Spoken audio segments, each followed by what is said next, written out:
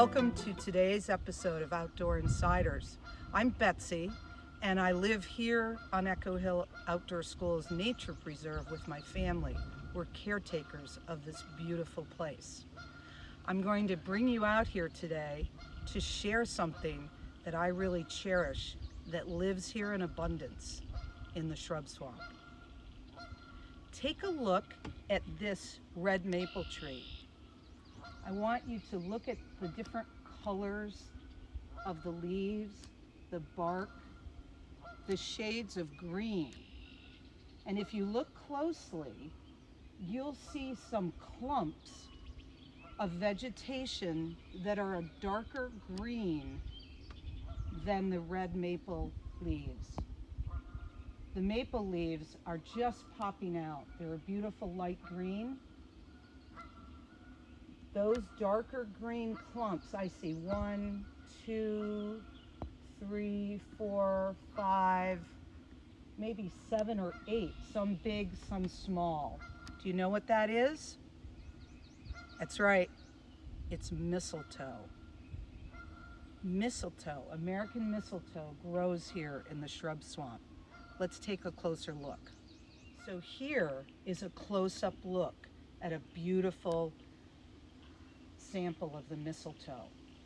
And as you look closely, the mistletoe is growing right out of this red maple branch. Why? Well, mistletoe is a semi or hemiparasitic plant. So it has to have a host. The red maple tree is the host. Mistletoe also has its own chlorophyll, and it takes water and nutrients from its host tree, the red maple, but not all of it, just some of it, and it grows. Now look behind, if you can, this clump, and you'll see another one right there. How does it spread?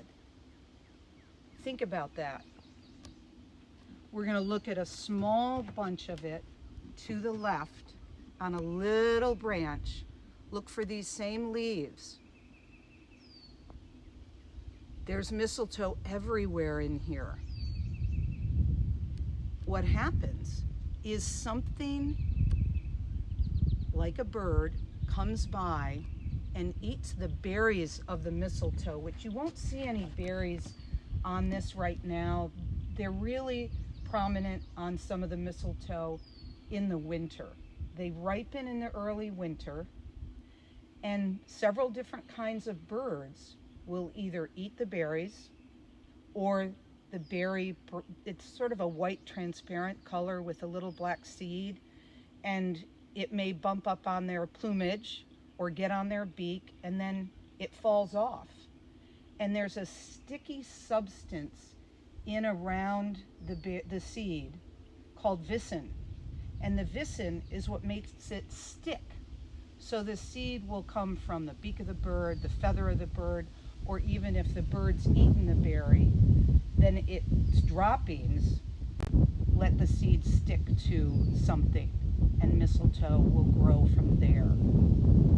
So we have an abundance of mistletoe in this freshwater shrub swamp, mainly because of the bird habitat that's here. Think about what kinds of birds would live in this area with so much water and various kinds of vegetation. If you walked up into the forest where my house is, we don't see mistletoe up in those trees. Why not?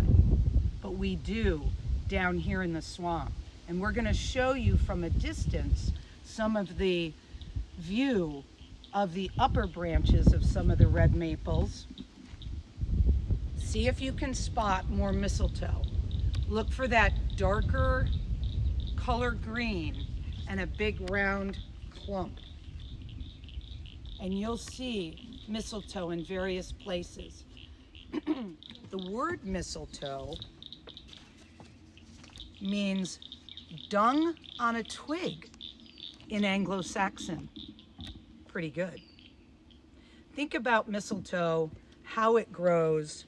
What are the conditions in this freshwater shrub swamp that make it just right for mistletoe to grow. Also, where did we get this tradition of bringing mistletoe into our houses over the Christmas holiday time and kissing someone under the mistletoe? Check that out. Where did it come from? When did it start? Thanks for being with us for Outdoor Insiders today. Stay well, have fun.